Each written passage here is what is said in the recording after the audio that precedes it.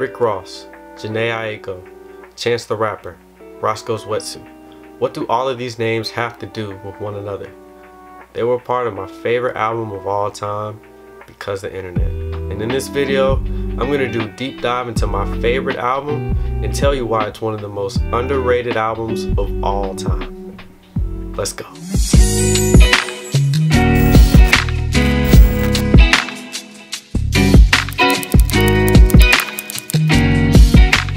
Donald Glover, aka Childish Gambino, dropped his second studio album titled Because the Internet, December 10th, 2013. It has 19 tracks on the album, but it also had a secret track where you had to code to figure it out.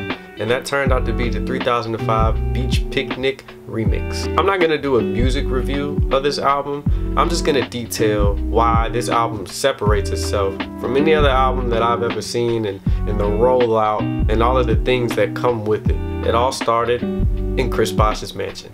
Yep, that Chris Bosh, two-time NBA champion with the Miami Heat, Chris Bosh. Donald Glover and his crew, royalty crew, which I will explain later, rented out the mansion to get their creative process going. And a lot, and I mean 90% of everything that was done with this album was done in that mansion. I don't think you guys understand how essential Chris Bosh's mansion is to this album. It incorporates everything, and I think that mansion ties it all together. So it's an album, a regular vinyl album, just like any other one that I have, and I have a lot, but it also comes with a 72-page screenplay. This album is a movie that was never made.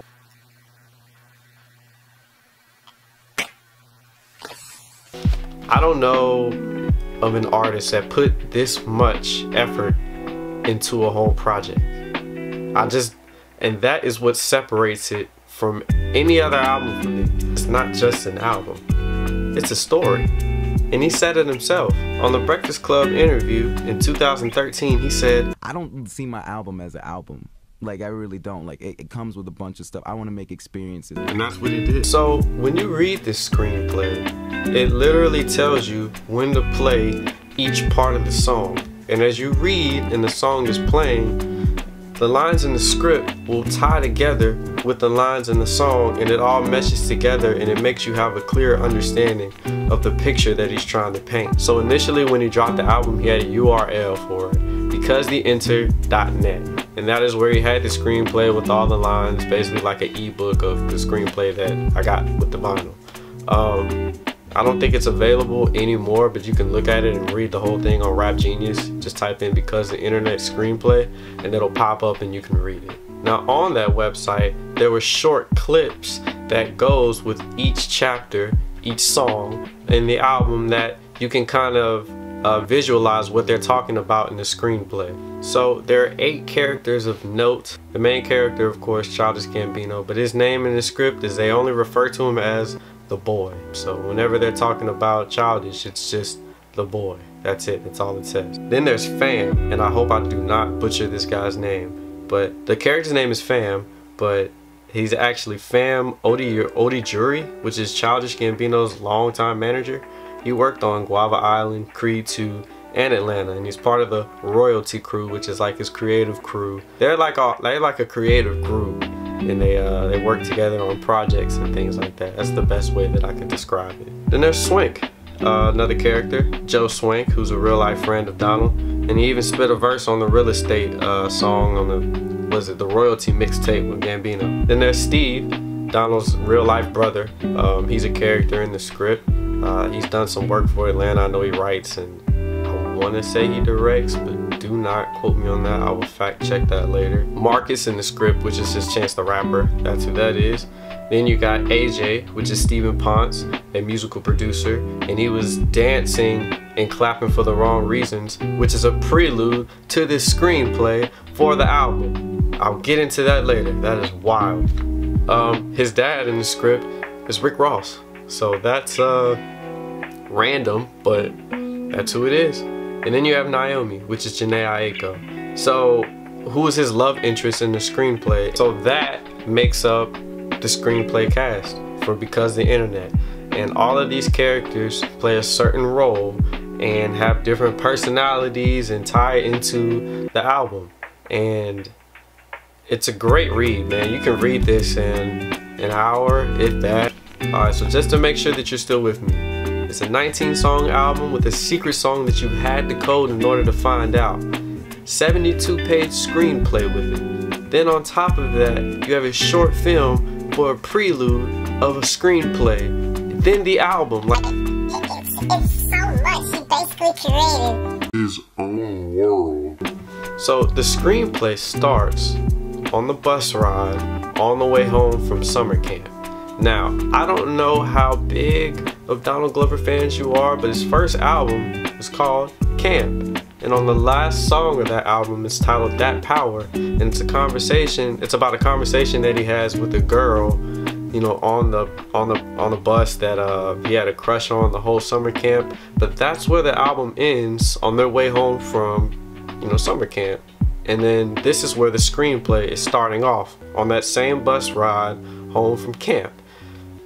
Okay, so I'm gonna detail my favorite parts of the screenplay and I'll tie it all together, so it's gonna make sense at the end, so just bear with me. Alright, so the boy, the main character, he's a big internet presence in the screenplay, and he's a big Twitter personality, and that is how he gets some of his money from his blogs. Like, he trolls celebrities. But talking to people online is the only way that he's really good at talking to people. Often in the script, when he has dialogue with someone face to face, it's awkward. His dad, Rick Ross, is rich. They have a ton of money. Money never seems to be a problem. He has a ton of cars. They can go wherever they want to go. So I'm guessing that they're well off. But their relationship, Rick Ross and Donald's relationship, is strained. Throughout the whole screenplay, that's a big deal. He has a strained relationship with his father. The boy was depressed, but he was a deep thinker. Money wasn't what brought him happiness. He had all of that. He had everything that he really wanted. But he kept trying to find his sense of purpose. He felt that he didn't deserve to have all of this money because he wasn't really doing anything with meaning with it. He often brought this topic up with his friends, and they either changed the topic or reassured him that what they were doing was important, even though they were just mooching off of him. So his friends basically weren't his friends. They never pushed him or influenced him positively. They were using him. They were using him for opportunities and, you know, all the toys and stuff that he had. It's some dark stuff because he knew that his friends were using him, but he kept them around because he was scared of being alone. So it's like, I mean,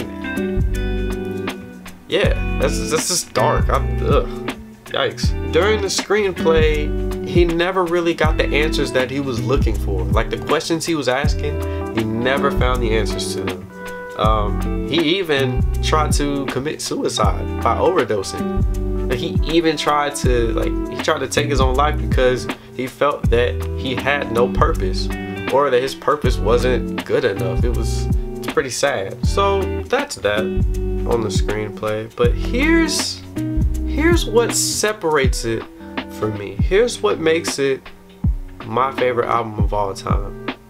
So not only did he make a dope album, not only did he have a screenplay where the writing was amazing, not only did he have a short film that kind of gave some insight into what he was getting ready to put out, but he acted out the character in real life. I don't think a lot of people kind of caught that, but that's my theory. I think he acted out this character that he wrote about in every media session that he had to promote the album. He wore the same outfit in every media interview during that time period. Now, I know celebrities or artists go on press runs, so they go to different radio stations, and sometimes they hit on the same day, so they'll have the same outfit on. No, this was totally different, okay? Totally different. He had on the same outfit in different time frames. You can look him up in the videos, which I'll provide in a second, but yo, it's the same outfit. In page 5 of the screenplay, it reads, "The closet is filled with white shirts and flowered shorts. Alright? So here we go. Here's the Breakfast Club interview. Tim Westwood, Inside the Story, Vibe Magazine, Double XL, Sway in the Morning, Power 106, Revolt, Views, the 3005 video, the Worst Guys video, the video with Complex with Swank and Steve in it, a listening party in Toronto. There is no way that all of this stuff is on the same day. No way. There's no possible way. And to tie it all together, he was talking about the same things in his interview. He questions his own existence. Donald seemed pretty sad. He talked about dying a lot. He even said dying is not hard to do. I could do it right now. Like, if I want to kill myself, I will. It's not hard to die. I could do it like right now. But like, number two, Jesus Christ. Now, I don't know if he was that depressed in real life and he just related to the character, or if it was the other way around, but I think he acted out this character, and you just had to kind of dive into his world and later realize, like I did, what he was really doing. There's parts of this album, you know, that are on the internet that are very real. So remember how I said he was a big Twitter personality? His Twitter @ in the screenplay was the Gold Molar. That's a real Twitter like username. That's a real account that you can look at, and the second tweet is a link, and that link, you click on it and it brings you to what Donald's website looks like now, but at the time it would bring you to because the enter.net script. Now in the short film, he literally pulls a gold molar out of his mouth. You see what I'm saying? Like stuff like that, little tiny details like that is what separates this album from me.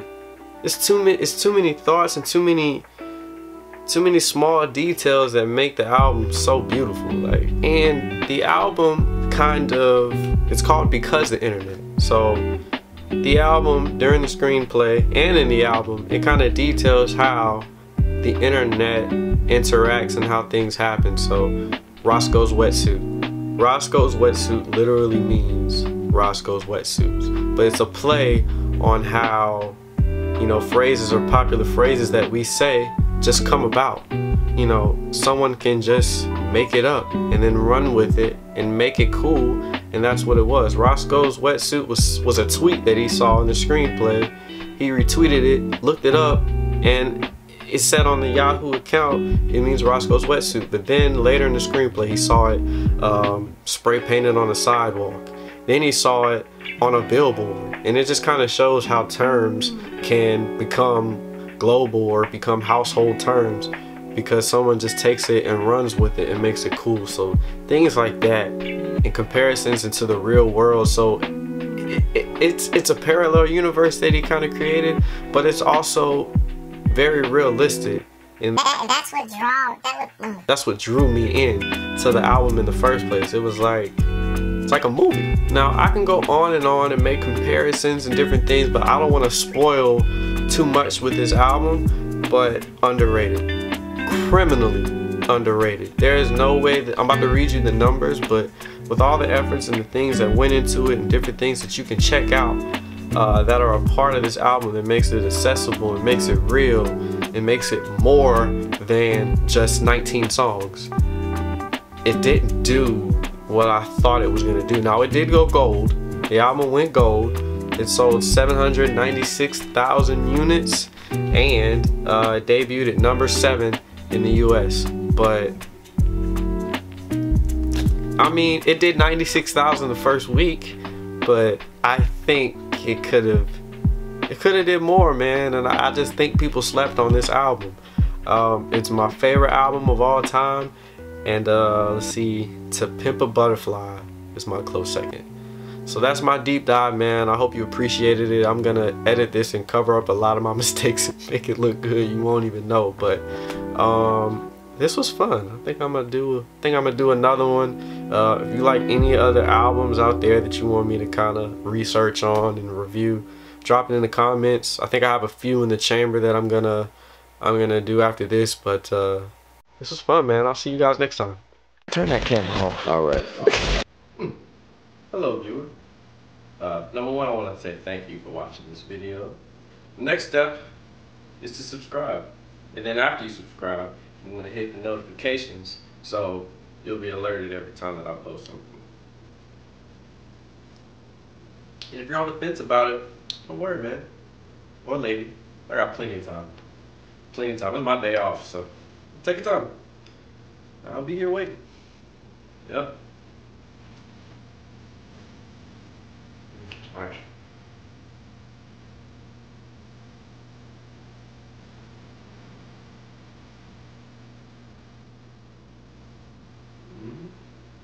No one more, just want me.